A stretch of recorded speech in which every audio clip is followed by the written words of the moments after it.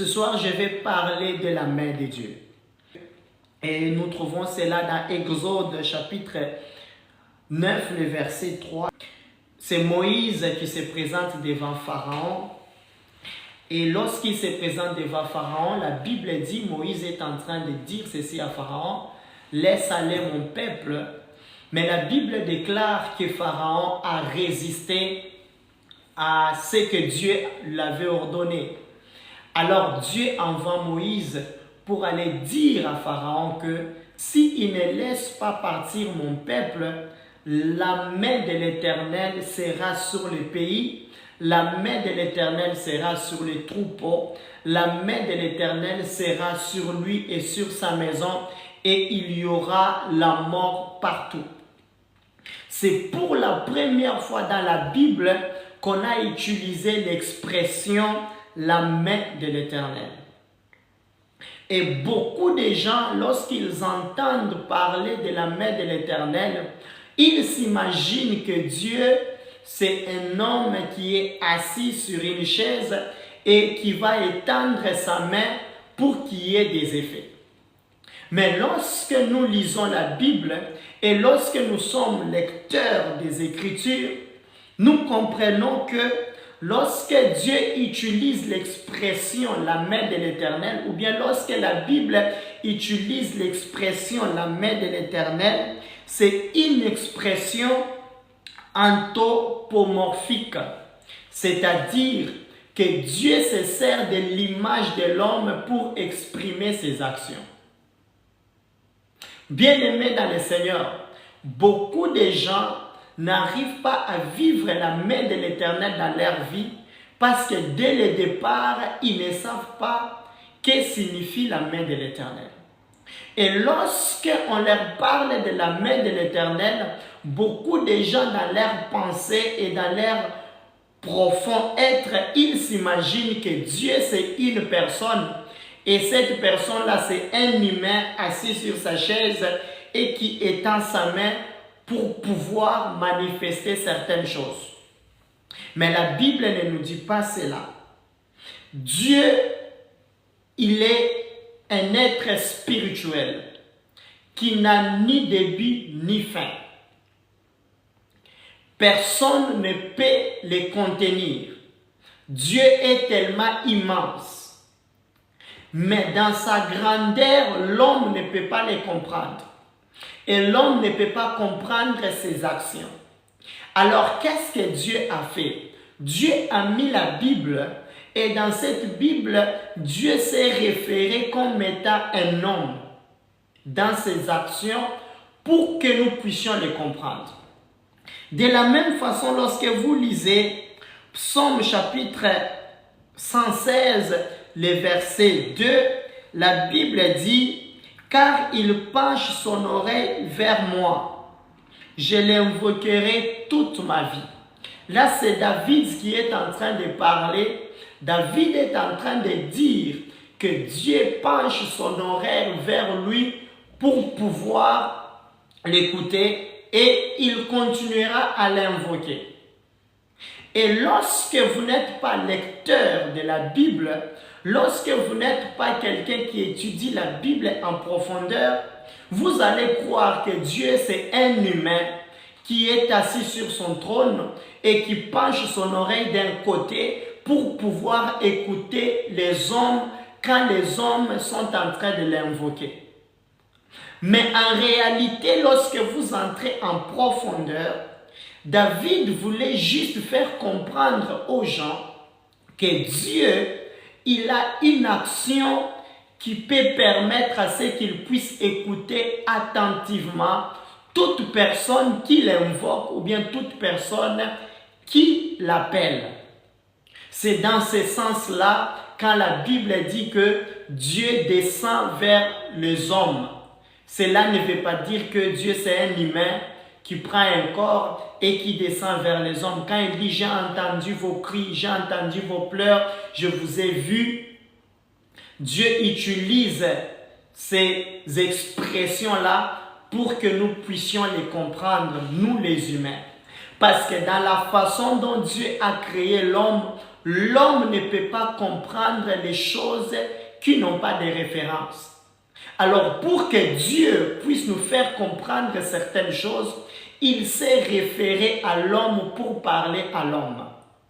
Et dans sa façon de se référer, toutes les actions des hommes sont épinglées dans la Bible comme des membres du corps humain qui représente une personne.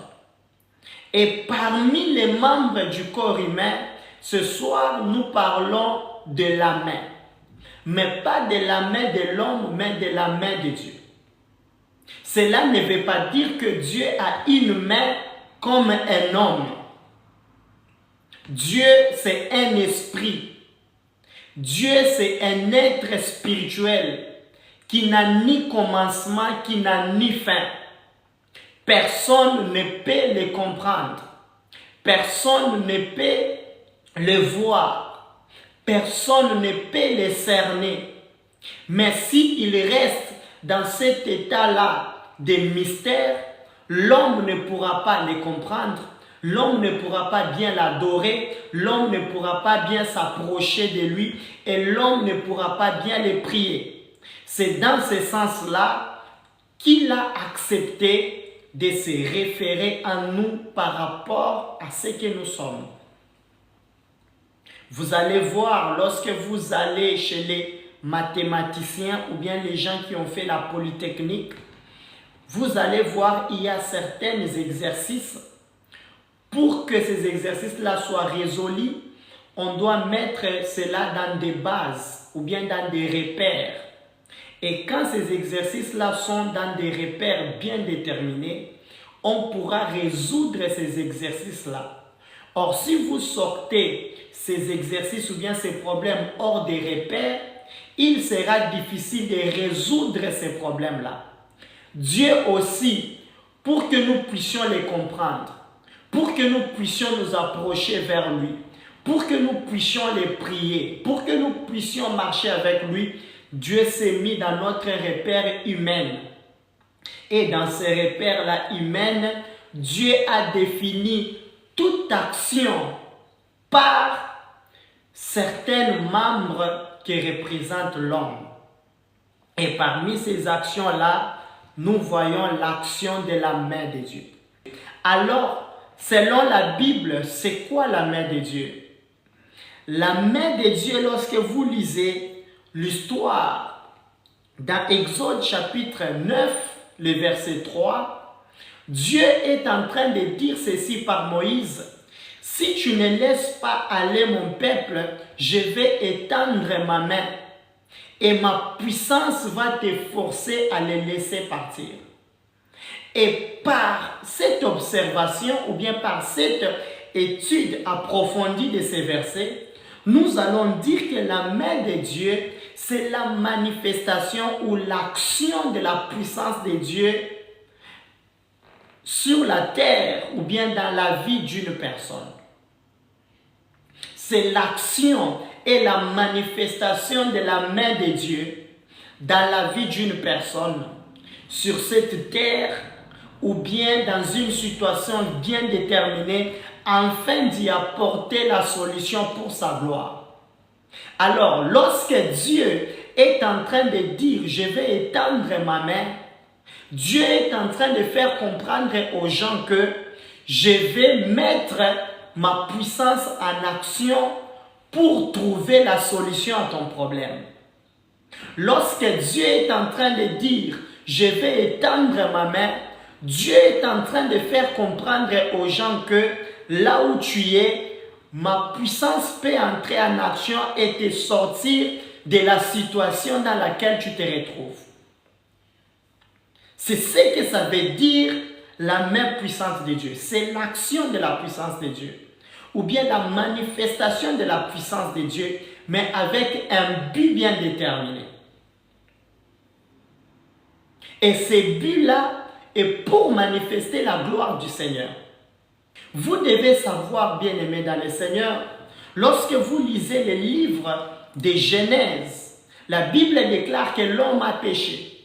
Lorsque l'homme a péché, Dieu a chassé l'homme du jardin d'Éden. Et il y a des sanctions qui ont touché l'homme, qui ont touché la terre, qui ont touché la femme. Et cela a conditionné la vie de l'homme à des multiples problèmes qu'il était en train de vivre chaque jour au quotidien.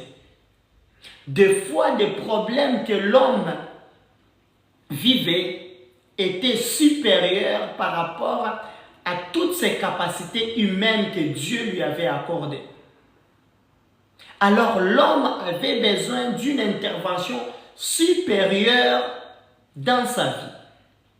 Et cette intervention-là ne pouvait que venir de son Créateur. Or, le Créateur, pour amener la solution à un problème de l'homme, le Créateur passe par le langage de la puissance. Donc la puissance doit venir quelque part dans la vie de l'homme pour que l'homme puisse trouver solution aux problèmes auxquels il est confronté. Or, la puissance de Dieu sur la terre doivent être mise en mouvement. Alors, cette mise en mouvement, cette action-là, cette manifestation de la main de Dieu dans les problèmes de l'homme, c'est ce qu'on appelle la main de Dieu. Cette manifestation de la puissance de Dieu dans les problèmes de l'homme, c'est ce qu'on appelle la main de Dieu. Par là, nous comprenons, bien-aimés dans le Seigneur, qu'aucune personne sur cette terre ne peut trouver solution aux problèmes qui dépassent son entendement si la main de Dieu n'intervient pas dans sa vie.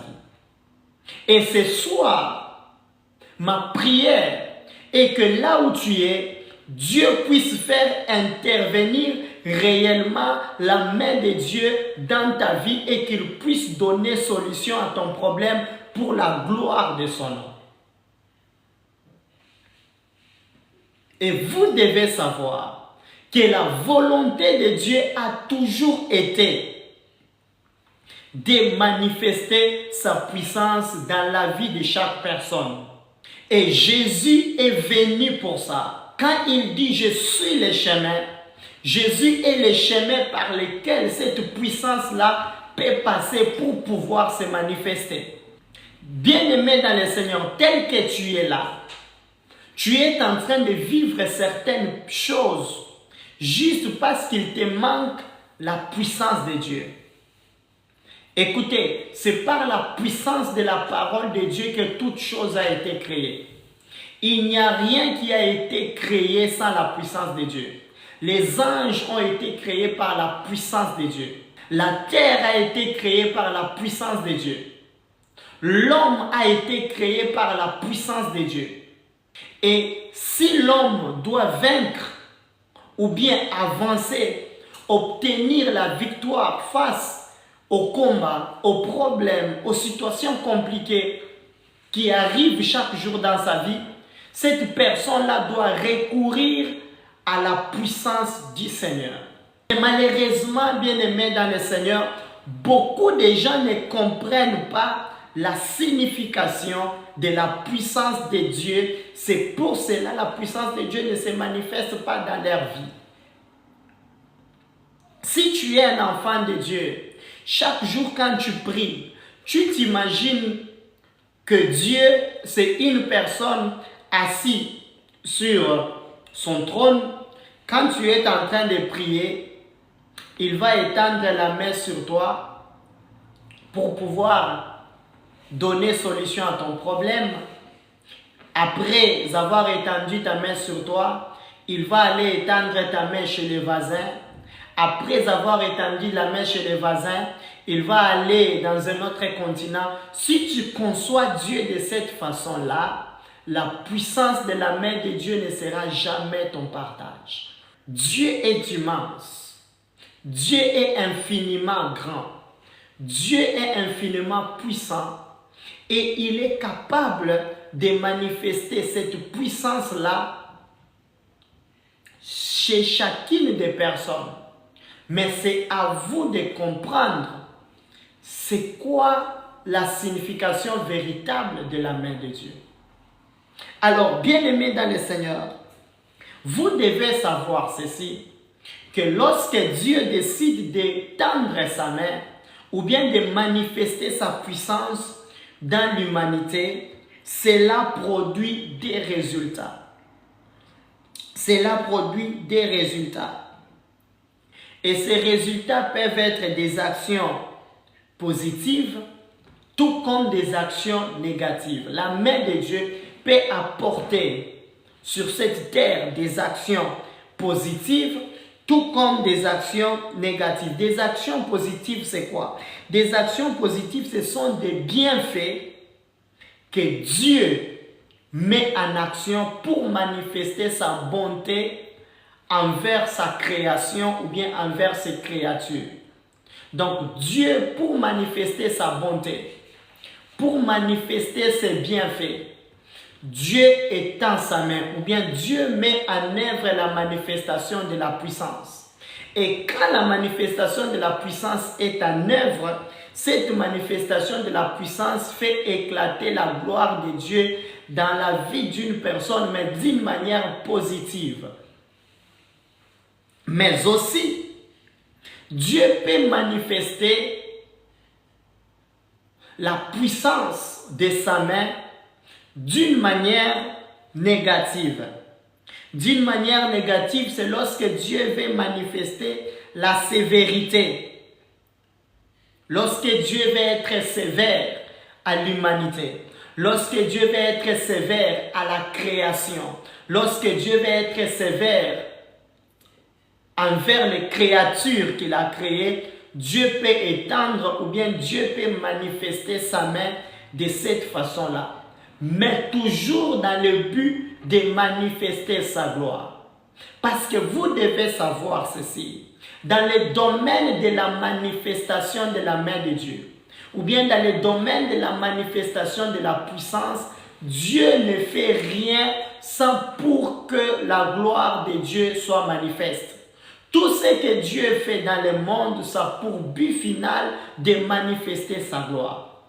C'est pour cela, bien-aimé dans le Seigneur, lorsque tu es en train de chercher à ce que Dieu puisse manifester sa gloire dans ta vie, si ça n'a pas pour but de manifester sa gloire, Dieu ne le fera pas. Ou bien la puissance de Dieu ne sera pas mise en œuvre.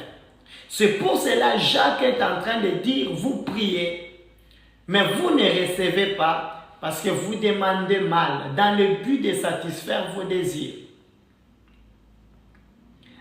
Tout ce que vous recevez de la part de Dieu vient de la manifestation de la puissance de Dieu. Alors, si vous voulez recevoir quelque chose de la part de Dieu, si vous voulez recevoir quelque chose de la part de Dieu, vous devez recourir à sa main puissante ou bien à la manifestation de sa puissance. Or, Dieu ne manifeste sa puissance que pour faire éclater sa gloire. Alors, bien-aimés dans le Seigneur, aujourd'hui, je vais parler de la première action de Dieu dans la manifestation de sa puissance. Ou bien, la première des actions de la main de Dieu dans la vie de ses enfants. Dieu manifeste sa main pour révéler sa sévérité envers ses créatures. Vous devez savoir, bien-aimés dans le Seigneur, que quand nous sommes ici sur cette terre, Dieu c'est un Dieu bon, Dieu c'est un Dieu compatissant, Dieu c'est un Dieu merveilleux, c'est un Dieu qui se révèle à son peuple, mais quand il se révèle à son peuple, il ne se révèle pas toujours comme étant un Dieu qui manifeste toujours sa bonté, mais il y a des fois où Dieu se manifeste pour être sévère envers son peuple. Car Dieu veut notre bien. Lorsque son peuple veut se perdre, lorsque son peuple se retrouve sur le mauvais chemin, lorsque son peuple se retrouve dans des conditions qui ne plaisent pas à Dieu, Dieu devient sévère contre ce peuple-là, car il veut le bonheur de son peuple. Dieu, c'est un père. De la même façon, votre père biologique, lorsque vous vous retrouvez sur le mauvais chemin, votre père biologique cherchera toujours à être sévère envers vous pour vous ramener sur le droit chemin.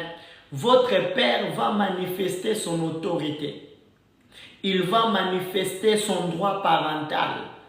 Il va manifester tout ce qu'il a en sa possession pour pouvoir vous ramener sur le droit chemin. Il sera sévère envers vous. C'est ce qui arrive aussi lorsque Dieu manifeste premièrement sa main puissante. Et nous avons vu, bien aimés dans le Seigneur, tout au long de la Bible, comment est-ce que Dieu s'est révélé, comment est-ce que Dieu était sévère envers son peuple. Bien aimés, lorsque vous lisez Juges chapitre 2, les versets 14 au verset 15, la Bible déclare que lorsque les enfants d'Israël sont entrés à Canaan, ils ont commencé à servir Baal et Astarté. Et lorsque vous lisez au verset 14, la Bible dit « La colère de l'Éternel s'enflamma contre Israël. Il les livra entre les mains des pillards qui les pillèrent. Et il les vendit entre les mains de leurs ennemis d'alentour. Il les punit jusqu'au point où il résista de les secourir face à leurs ennemis. »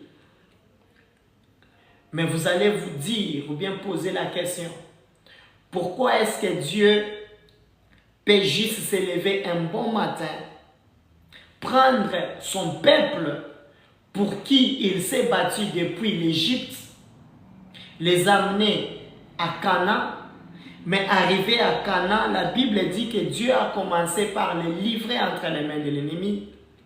Dieu a permis à ce que ces gens-là puissent perdre tout ce qu'ils avaient. Et Dieu a fait assez que l'ennemi puisse être très fort envers eux. La Bible dit que la main de Dieu était contre eux parce que Dieu voulait les remettre sur le droit chemin. Alors vous devez savoir, bien aimé dans le Seigneur, lorsque Dieu manifeste sa main dans ta vie pour manifester sa sévérité, c'est parce que Dieu veut nous discipliner. Notre Dieu, c'est un Dieu d'ordre. C'est un Dieu de principes. Lorsque vous êtes en train de marcher avec Dieu, Dieu aime assez que son peuple puisse marcher dans la discipline.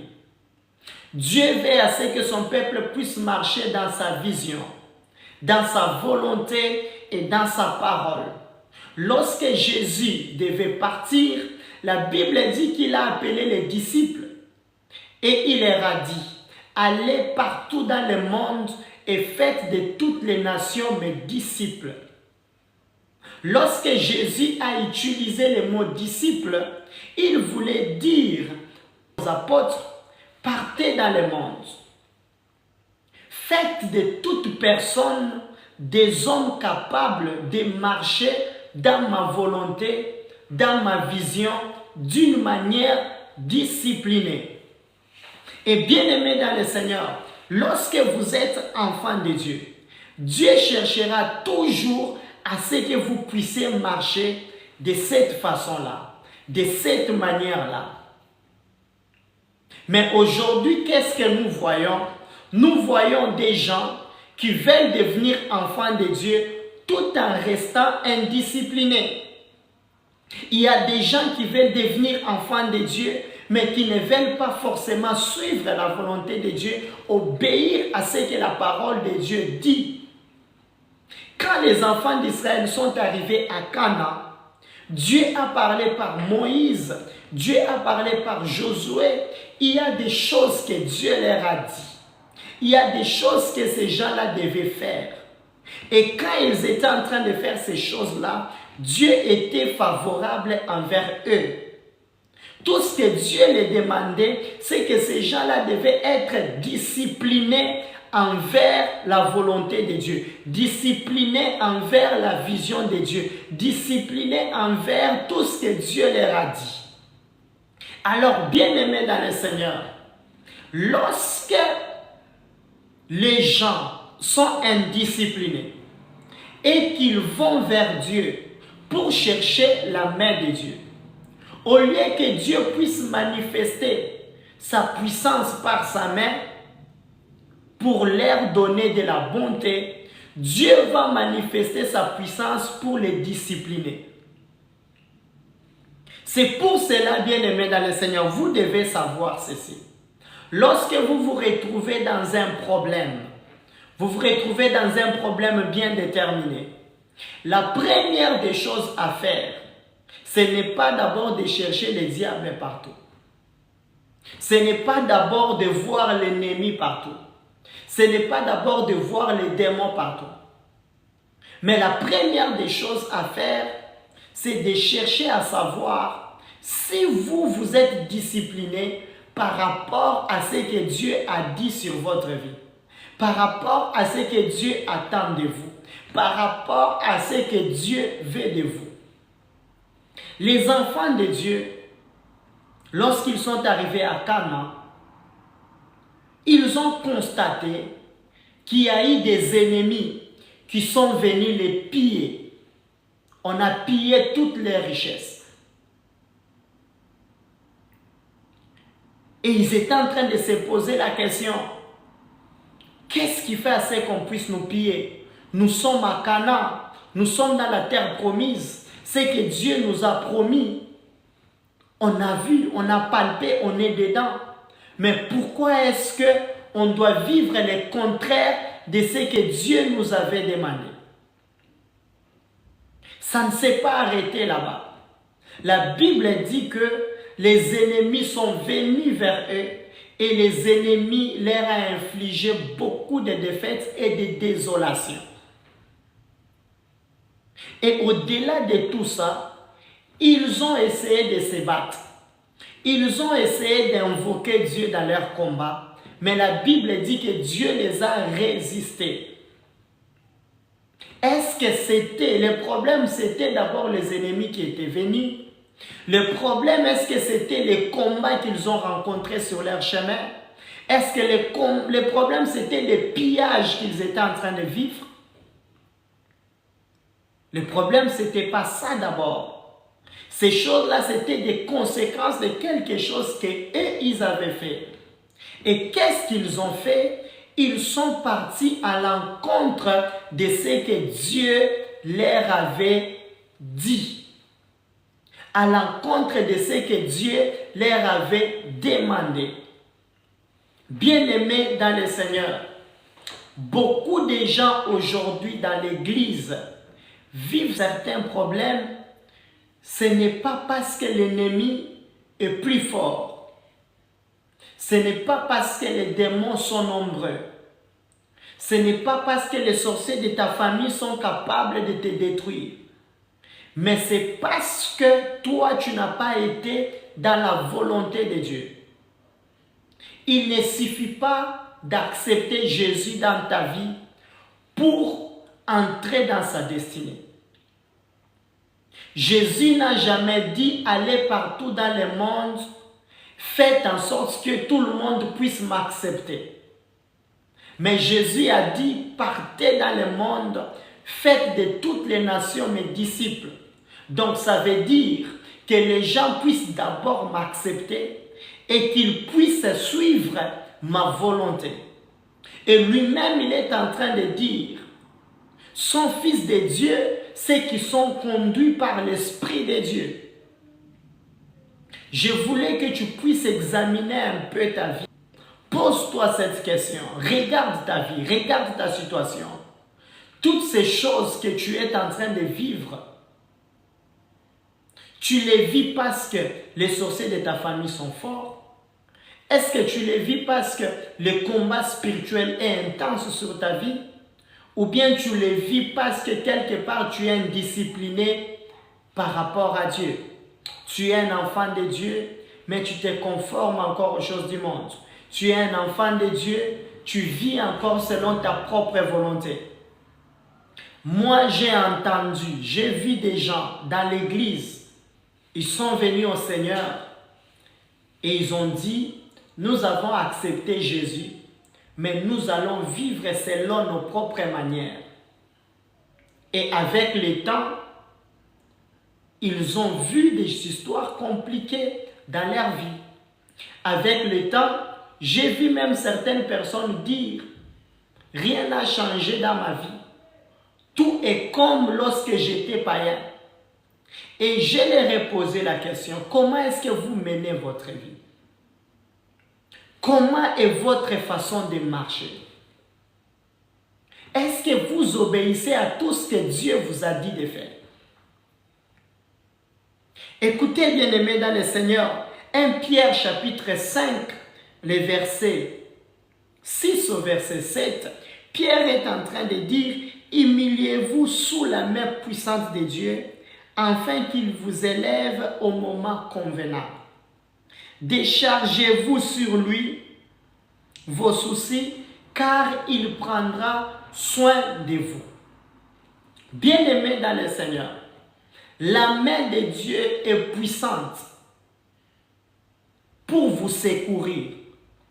La main de Dieu est puissante pour vous décharger de vos problèmes. Mais nous avons un problème aujourd'hui. Les gens ne savent pas s'humilier à la volonté de Dieu. Les gens ne savent pas s'humilier pour obéir à Dieu.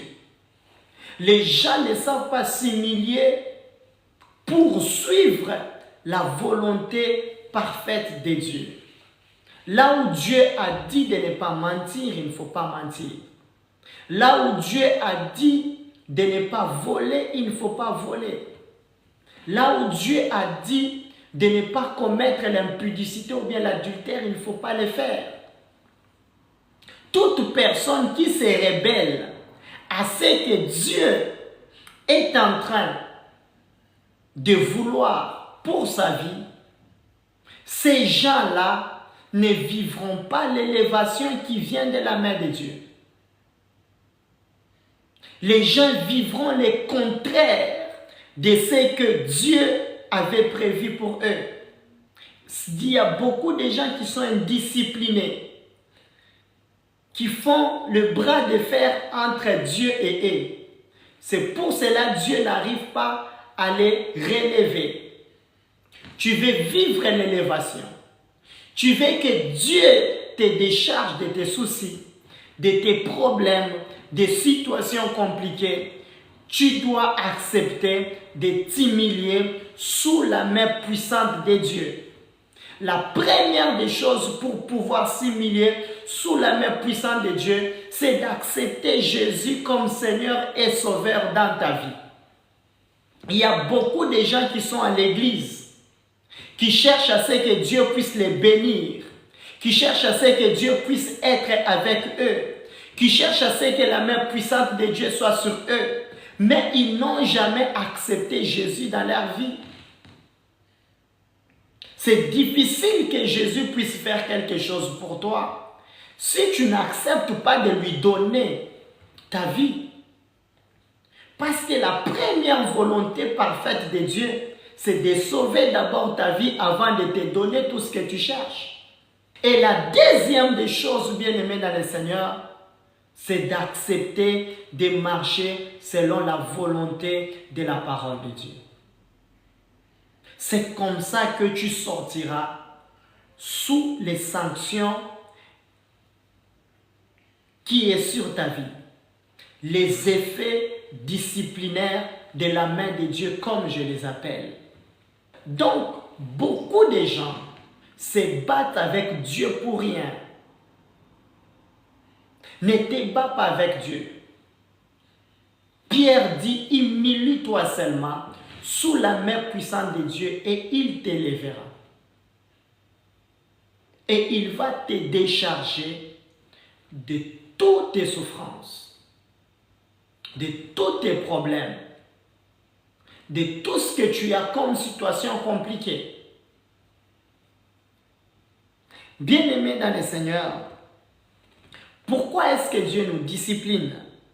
Dieu nous discipline premièrement parce que Dieu veut nous voir être élevés. Dieu nous discipline pour nous grandir, pour nous amener à la grandeur. Dieu nous discipline pour nous amener à une autre dimension de promotion spirituelle. C'est pour ça que Dieu nous discipline. Alors, si tu ne veux pas vivre la discipline de Dieu, tu ne vivras pas l'élévation. Tu ne grandiras pas dans les choses de Dieu. Tu ne vivras pas d'autres dimensions spirituelles. Tu ne vivras pas certaines visitations de la part de Dieu. Bien-aimés dans le Seigneur, qu'on ne vous trompe pas. La vie chrétienne n'est pas comme la nourriture McDo, où tu viens, tout est prêt à porter. La vie chrétienne, c'est la cuisine d'une mère. Dieu prend le temps de bien préparer la nourriture, de mettre des ingrédients qu'il faut. Et il vient te les donner. Mais pour que Dieu puisse te les donner, tu dois être bien discipliné au salon, en train d'attendre que la nourriture de ma mère puisse arriver. C'est ça la vraie évangile. C'est ça la bonne nouvelle. Qu'on ne vous trompe pas. Toute personne qui viendra vous dire, viens chez moi, je vais prier pour toi. Même si tu marches dans les désordres, même si tu n'es pas discipliné, Dieu va faire pour toi. Cette personne-là n'est pas de Dieu. Dieu ne fonctionne pas comme ça. La Bible dit que sur le trône de Dieu, le fondement de la base du trône de Dieu est basé sur l'équité et sur la justice. Alors, bien-aimés dans le Seigneur, deuxième action de la main de Dieu pour manifester sa sévérité, c'est l'action du jugement. Et l'action du jugement, Dieu le fait contre ses ennemis. Et Dieu le fait contre toute personne qui se rebelle à lui. Quand nous demandons à ce que la main de Dieu puisse intervenir dans notre vie, en d'autres termes, nous sommes en train de dire à Dieu, Seigneur, viens dans ma vie et juge tous mes ennemis. Seigneur, viens dans ma vie et juge toutes ces personnes-là qui se rebellent à ta volonté dans ma vie. Parce que, bien-aimés dans le Seigneur, vous devez savoir, le but ultime du diable, c'est d'amener à ce que toute personne soit ennemie de Dieu. La Bible dit que celui qui est ami du monde est ennemi de Dieu. Alors, bien-aimés dans le Seigneur, la volonté de Dieu est sacrée. Le plan de Dieu pour ta vie, c'est quelque chose de sacré. Ta destinée, ta mission sur cette terre, c'est quelque chose de sacré. Alors, pour Dieu, tu dois bien accomplir ce pourquoi il t'a créé. Mais par contre, le diable, il cherchera par tout le moyen possible t'empêcher de vivre la main de Dieu. Et il travaille avec ses agents. Ces agents peuvent être des agents physiques, tout comme des agents spirituels. Des agents physiques, ce sont des gens qui ont fait alliance avec le diable pour te freiner dans ta destinée.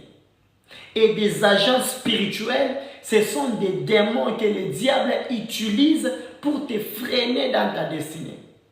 La volonté de Dieu, c'est que toi tu puisses être en bonne santé. La volonté de Dieu est que tu puisses être dans un mariage stable et équilibré. La volonté de Dieu est que tu ne puisses manquer de rien. La Bible dit ceci, il n'y aura pas de femmes qui avortent, ni de femmes stériles. Pour Dieu, Dieu veut que tu puisses enfanter. Mais tu te retrouves dans un moment, tu es dans la stérilité. La Bible dit que mes enfants ne manqueront de rien. Mais il y a un certain moment, tu te retrouves dans un état où tu manques de tout. Quelque part, quand tu te regardes, tu es dans la volonté de Dieu. Quand tu te regardes, tu obéis à Dieu, tu lis la parole, tu vas à l'église, tu fais tout ce que Dieu te demande, mais tu constates que dans ta vie, il y a quelque chose qui ne va pas. Pourquoi la chose ne va pas? C'est parce qu'il y a les ennemis de Dieu qui sont en train de combattre l'œuvre de Dieu dans ta vie. Dieu, c'est un bon Père. Dieu veut que tel que tu es là, que tu puisses bénéficier de sa bonté, que tu puisses bénéficier de sa richesse, que tu puisses aller de l'avant. Dieu veut essuyer tes larmes. Dieu veut te porter entre ses mains. Dieu veut assez que tu puisses vivre la bénédiction. La Bible dit que mon serviteur montera très haut et il sera très haut placé. Dieu veut que tu puisses monter. Dieu veut que tu puisses être placé très haut. Dieu veut que tu puisses vivre de succès en succès. La Bible dit que nous vivrons de succès en succès et de gloire en gloire. C'est ce que Dieu veut. C'est ça la volonté de Dieu. C'est ça le souhait sacré de Dieu. Mais lorsque maintenant l'ennemi vient s'attaquer à ce qui est sacré dans ta vie, Dieu étend sa main pour juger cet ennemi-là. Je crois et je suis convaincu que ce soir, Dieu va juger les ennemis qui ont combattu ta vie jusqu'à aujourd'hui. Bien-aimé dans le Seigneur, la Bible dit ceci: le corps que tu as, c'est le temple du Saint-Esprit, c'est quelque chose de sacré que Dieu a mis à part. Lorsque le diable commence à s'attaquer à ta santé, sache que Dieu a le droit, le pouvoir de faire intervenir sa main dans ta vie afin de menacer le diable, parce que ta vie à toi, ton corps, c'est quelque chose de sacré pour le Seigneur. La Bible déclare que vous êtes un royaume de sacrificateurs et de rois. Or, dans la Bible, lorsque vous lisez, les sacrificateurs étaient consacrés au Seigneur. Les rois étaient aussi consacrés au Seigneur. Toute personne en Israël qui touchait les sacrificateurs ou bien qui touchait le roi, les jugements de Dieu tombaient sur eux. Vous voyez, lorsque Aaron et Marie se sont levés pour voir combattre Moïse, la Bible déclare que le jugement de Dieu s'est abattu sur Marie et Marie a été frappée de la lèpre. Je prophétise et je proclame sur ta vie que ce soir, que Dieu puisse frapper toute personne qui menace ta vie. Que Dieu puisse juger toute personne qui freine la mission de Dieu dans ta vie, qui freine la volonté de Dieu sur ta vie, qui freine ta santé, qui freine ton bonheur, qui freine ton élévation, qui freine ton succès, qui freine ton mariage, au nom puissant de notre Seigneur Jésus-Christ. Dieu nous aime, Dieu est bon et Dieu veut le meilleur pour nous. Et lorsque tu te mets en prière, tu commences à dire à Dieu: Seigneur, par rapport aux situations que je suis en train de vivre, Éternel Dieu, je veux que tu puisses étendre ta main sur moi. Dieu va étendre sa main sur toi, non pas pour te discipliner, mais pour pouvoir juger les personnes qui sont en train de menacer l'œuvre de Dieu dans ta vie. Lorsque vous lisez le livre de 1 Samuel, chapitre 5, on nous parle de l'histoire des Philistins et des enfants d'Israël. La Bible dit qu'il y avait un combat. Après le combat, les Philistins ont pris l'arche de l'Éternel, qui était la présence manifeste de Dieu au milieu des enfants d'Israël. La Bible dit qu'ils ont pris cette arche-là, ils sont partis avec ça chez eux. Parce qu'ils ont touché à l'arche, parce qu'ils ont touché à ce qui est sacré. Lorsque vous lisez le verset 5, la Bible dit que la main de l'Éternel s'est apaisantie sur eux. Et il a mis une grande désolation au milieu d'eux. Et il fit frapper tous de la maladie. Je suis en train de proclamer et de parler sur ta vie. Que Dieu puisse frapper tes ennemis d'une grande désolation. Toute personne qui a touché à ta vie, toute personne qui a touché à ta vie chrétienne, qui a touché à ta santé, qui a touché à ta beauté, qui a touché à tes finances, qui a touché à ton bonheur, qui a touché à ton mariage, que Dieu commence à les frapper d'une grande désolation au nom puissant de notre Seigneur Jésus-Christ. Je suis en train de proclamer et de déclarer que Dieu commence à les frapper d'une grande désolation au nom puissant de notre Seigneur Jésus-Christ.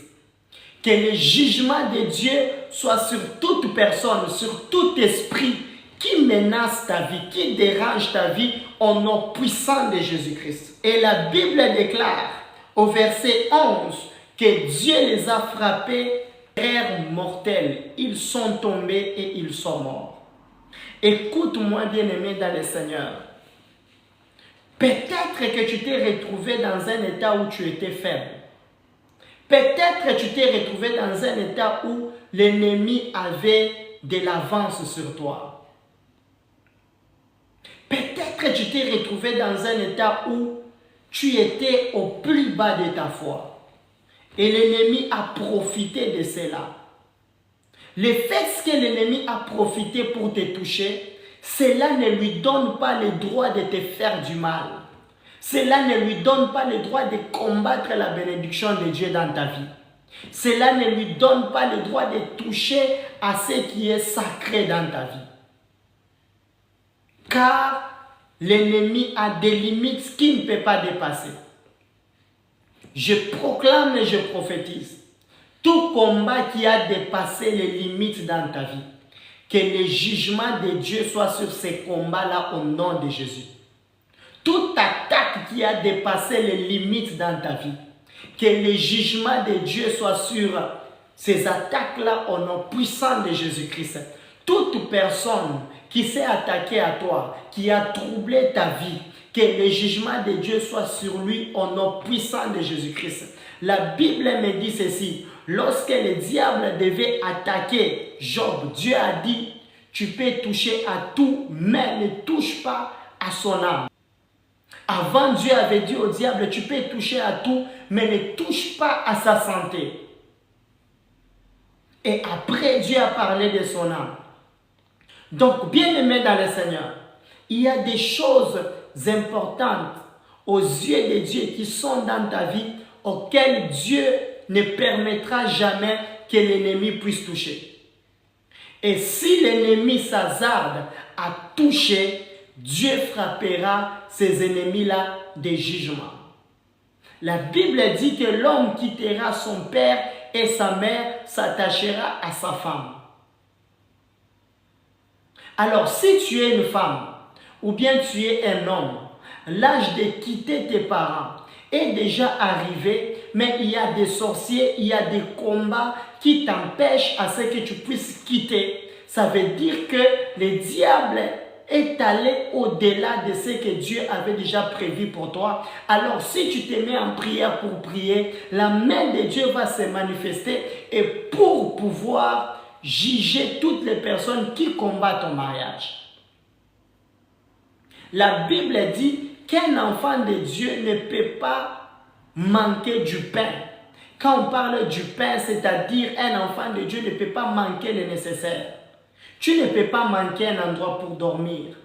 Tu ne peux pas manquer de quoi manger. Tu ne peux pas manquer de quoi se vêtir. Tu ne peux pas manquer de quoi te réjouir.